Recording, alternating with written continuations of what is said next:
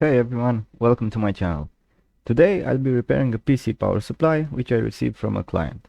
It is a 650 watts Radix Eco X, and all the information that I have is that the unit stopped working and he wants me to repair it. I'll take you step by step to the process of fixing it, testing it, and making sure it's safe to use again. Let's open it up and take a look inside.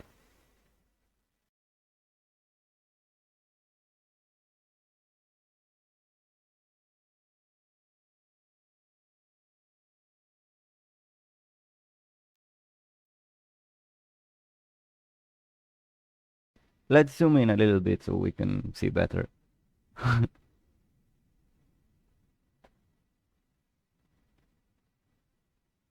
Right away, I can see several leaking capacitors. This is one of the most common problems with older or failed power supplies. Bad capacitors can cause instability, random shutdowns, or prevent the PSU from turning on at all. I'm going to desolder these leaking capacitors and replace them with new ones. I need to replace them with ones of the same value and same voltage rating. Always make sure to use good quality, low ESR capacitors designed for power supplies. When you replace capacitors, it's important to match the capacitance and the voltage rating.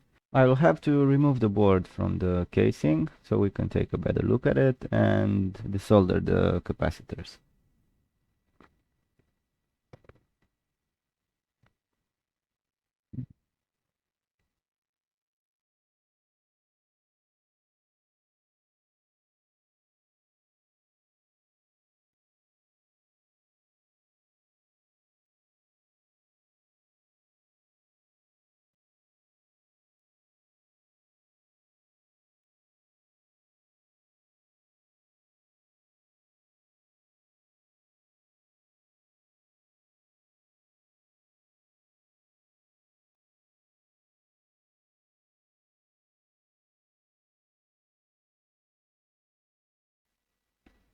Okay, I took the PCB out of the casing.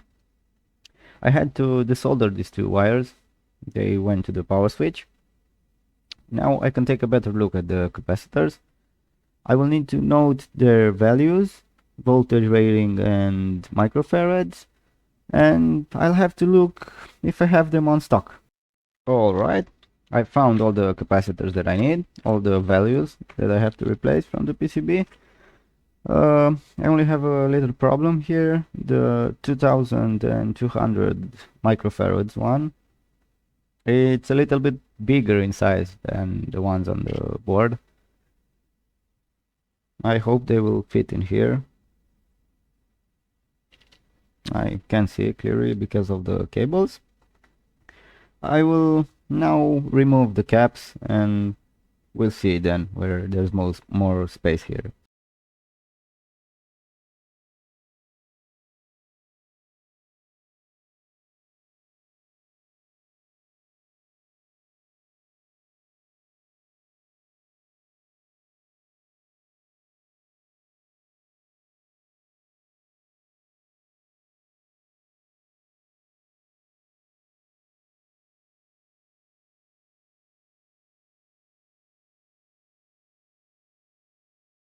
I had to shut down the video because of the camera settings. The camera was set on lossless and it failed all my SSD. Also, I changed the microphone. I did not like the old one, the headset, how it sounded, and I changed to a condenser microphone. Hope you guys like it. Okay, so let's continue the video. First, let me show you a close-up video of the capacitors. Let's take a closer look under the microscope at the caps that we removed. As you can see, all of them have this brown crust, which is called the electrolyte, and is the liquid that swells out of them when they die. They can also look fine. You don't need to see that liquid. You see, this one, it's not that heavy. But when you measure them, you will see what I'm talking about. Let's take a measurement of this cap. Take the multimeter probes. It's set in capacitance mode.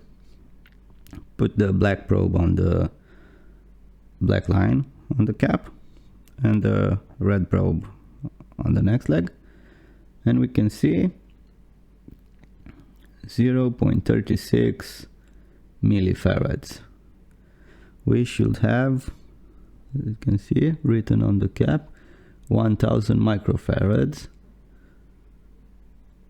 That is 1 millifarad. So we have a, let's see again, we have something like 60% error. This cap died. We need to change them. So now that we removed all the caps, we need to clear the solder from these holes using a solder pump and some wick wire. And after that we can proceed to put the new caps in.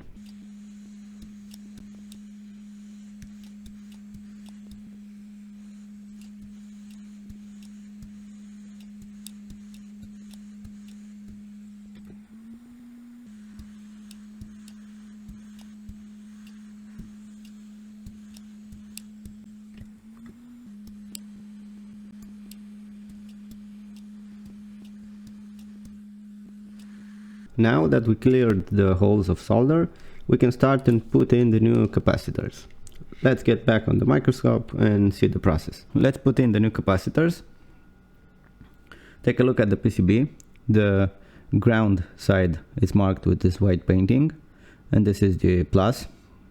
Also on the cap, the part with this line, a white line or a black line on them, it's the ground side. Also it has a shorter leg, and this one is the plus. Remember to put them in the correct orientation, or else they can explode.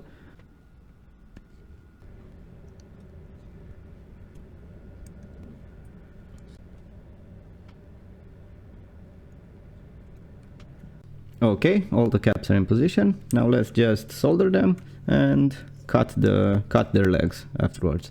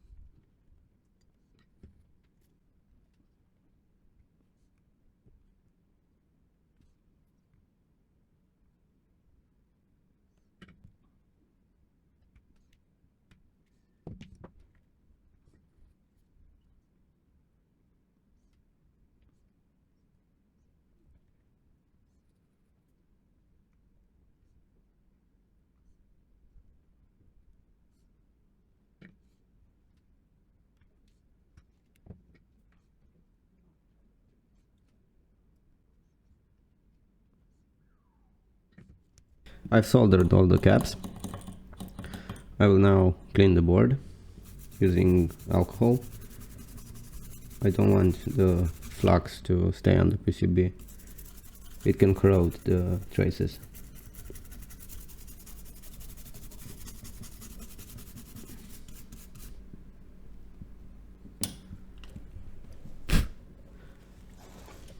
The board is now ready. Let's put the PCB back in the casing and solder these two wires back to the connector and the switch.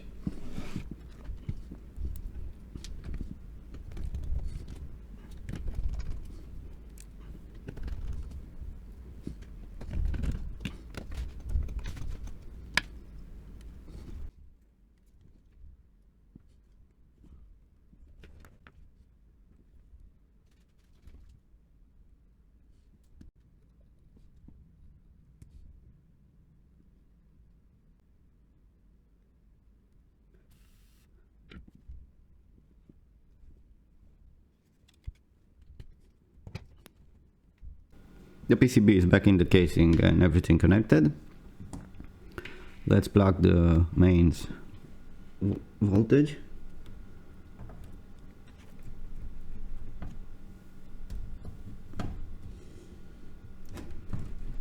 Okay. I will use the power supply tester. It's much faster this way than with the multimeter. We need to plug the 24-pin connector from the motherboard here, and also this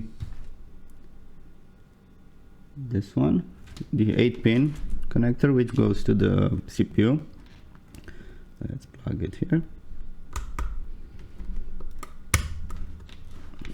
Okay, let's power on the power supply.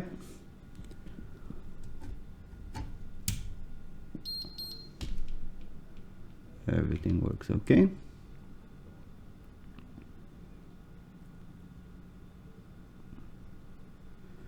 Don't know if you can see the screen. Oh my god. Okay, so we have the minus 12 volts, the plus 12 volts, 5 volts, plus 5 volts, plus 3.3. Everything works okay. Let's test other connectors, like let's use this 6-pin GPU connector.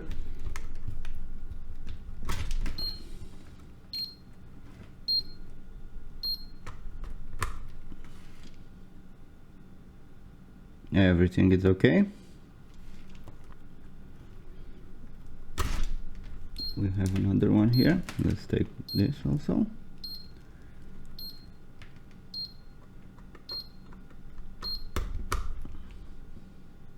Plus 12 volts. Okay.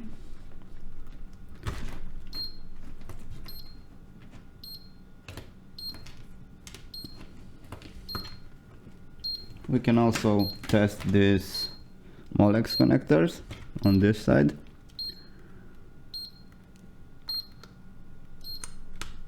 For this we have the LEDs on the plus 12 volts and plus 5 volts. We don't need 3.3 volts on this one. 3.3 is this LED, which is off. Everything is okay.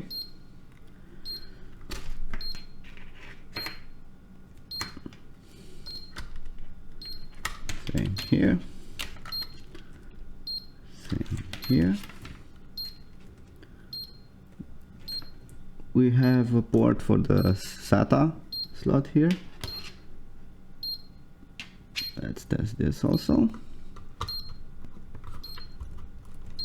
Here we can find the 12 volts, 3.3 and the 5 volts. Everything works okay. Let's test this connector also. As you see, everything is okay.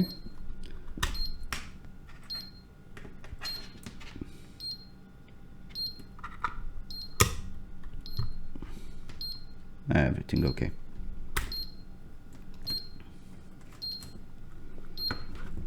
So we repaired this power supply. Everything is working okay. I will put it back with all the screws. I will test it in a computer also. See you on the next one. Bye.